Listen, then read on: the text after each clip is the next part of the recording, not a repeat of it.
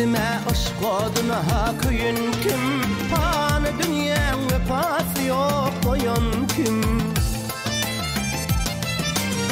Aşık maşuk kuzağına koyan kim? Ne cevap getirdin o yarımdan bir oy canımdan bir.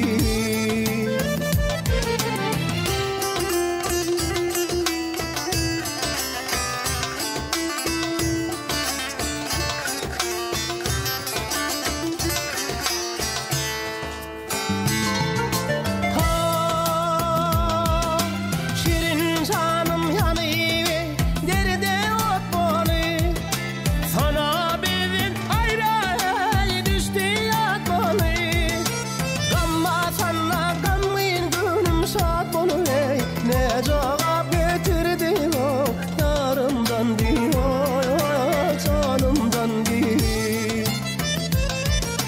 Bir devlet Mehmet Kuman Ferdedir, yar yüzüne altın gümüş perdedir.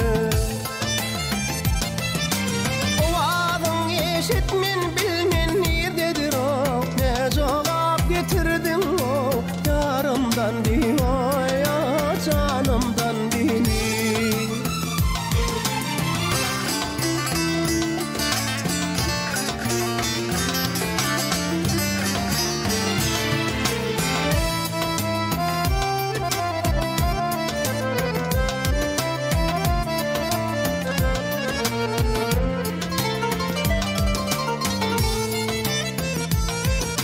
Yarımdan bir, canımdan bir.